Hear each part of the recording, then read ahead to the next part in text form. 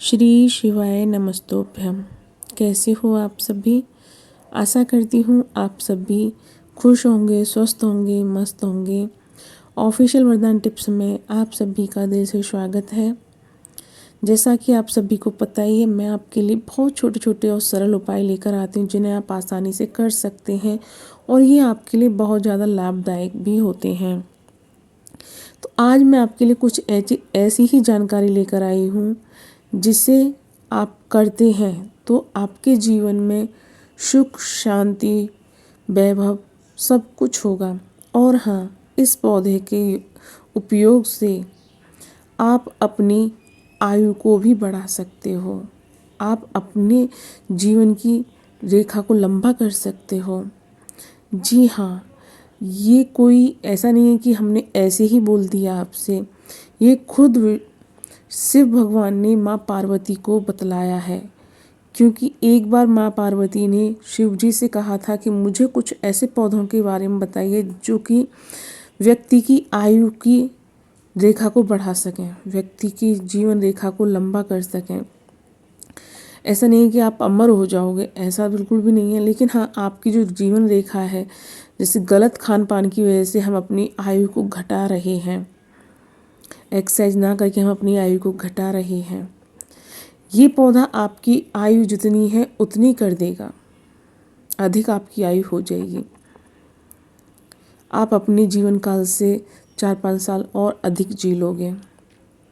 और इस पौधे से माँ लक्ष्मी भी प्रसन्न रहती हैं। जिसके यहाँ ये पौधा होता है ना, समझ लीजिए वो माला माल होकर ही रहेगा।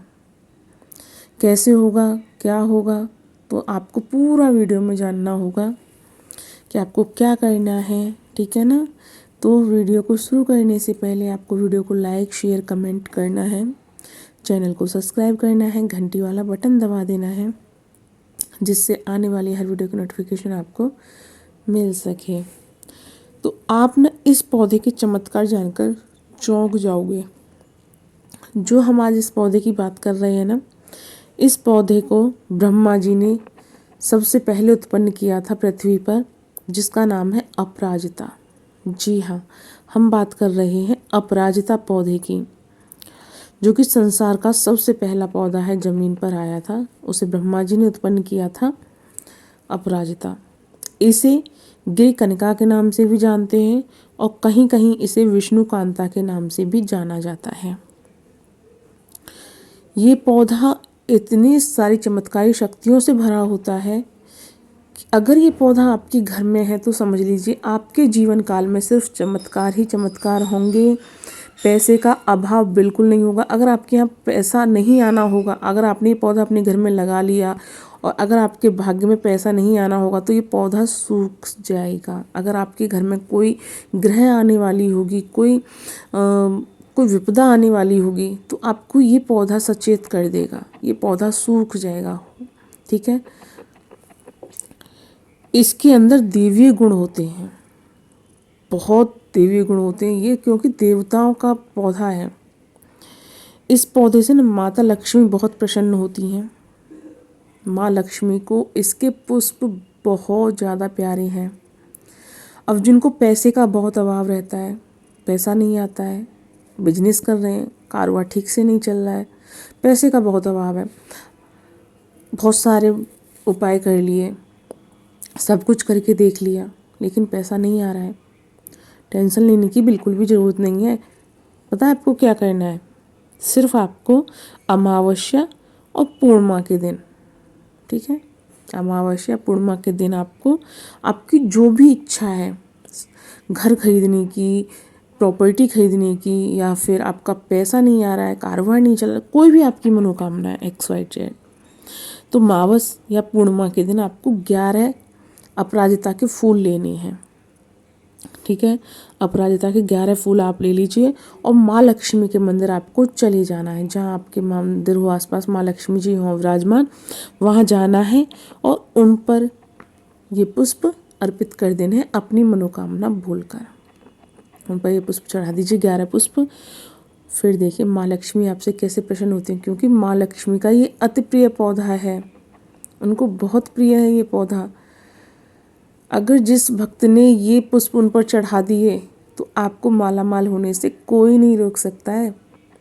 वो अपना सर्वस्व लुटाने के लिए तैयार रहती है माँ लक्ष्मी ऐसे भक्तों पर जो पूर्णिमा और मावस के दिन मंदिर जाकर ये काम कर लेता है। एक और चीज़ बताती हूँ, अपराजिता नाम के पौधे में ये दवाइयों के लिए भी बहुत विशेष होता है। ठीक है, हमारी बॉडी के लिए बहुत हेल्दी होता है।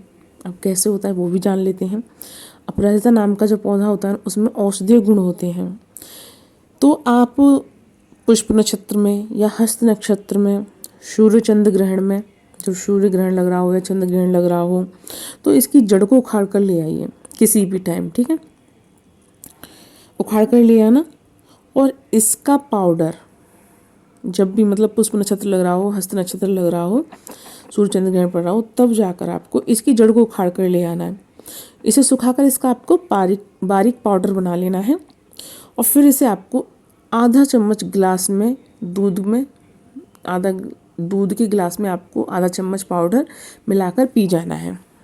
इससे आपकी हड्डियां मजबूत होंगी, शरीर हष्ट पुष्ट होगा, आपके जीवन काल की रेखा बढ़ेगी, आप बलवान हो जाएंगे।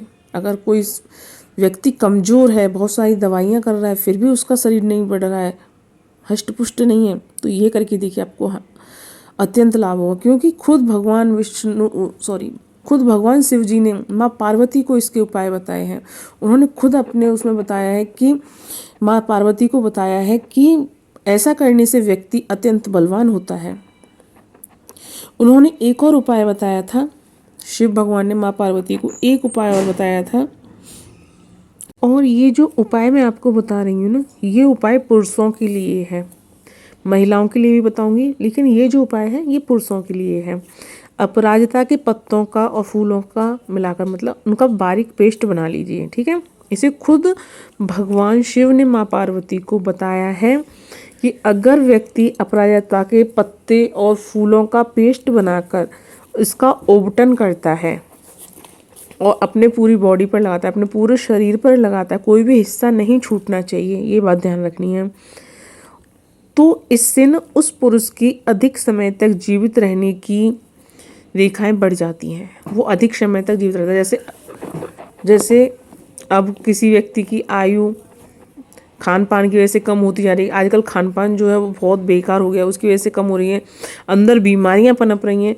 अपराजिता के पत्ते ऐसे हैं कि अंदर से जो भी बीमारियां हैं आपकी, उन सबको निकाल लेते हैं, उन बीमारियों को दूर करते हैं।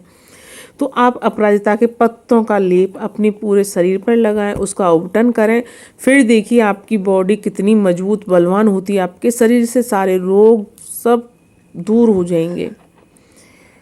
अब मैं दूसरा जो तरीका है वो आपको मैं बताती हूँ महिलाओं के लिए। महिलाओं को क्या करना है, उनको भी अगर अपनी आयु बढ़ानी है तो उसके लिए उनको क्या करना है, अपराजिता के पत्तों और फूलों का पेस्ट बना लेना है बारीक, और उस पेस्ट को महिलाओं को अपनी योनि पर लगाना है, उसका लेप लगाना है।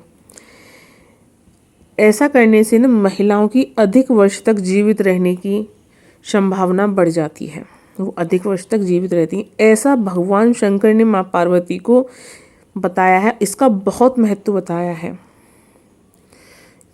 बहुत बहुत प्रभावशाली है। अपराजिता के पत्ते जो हैं वो बहुत प्रभावशाली हैं, बहुत प्रभाव छोड़ते हैं हमारे पूरे शरीर पर, बहुत ज़्यादा देवीय गुण हैं उसके अंदर। अगर आप अपराजिता के पत्तों का यूज करते हैं, अपराजिता का पौधा आप अपने घर में लगाते हैं। आपने एक चीज़ और देखी होगी, जब आप सुबह सुबह जगते हो, मतलब कुछ लोगों को ये दिक्कत रहती है कि माइग्रेन, जैसे मतलब आधा सीसी का दर्द बोलते हैं, जैसे आधे सिर में दर्द होता है। जैसे कि सुबह जब उठ रहे हैं, धूप निकल रही है, जैसे जैसे धूप निकलती जाती है वैसे वैसे सिर का दर्द भी बढ़ता जाता है। कुछ लोगों को ये शिकायत रहती है, बहुत दर्द रहता है।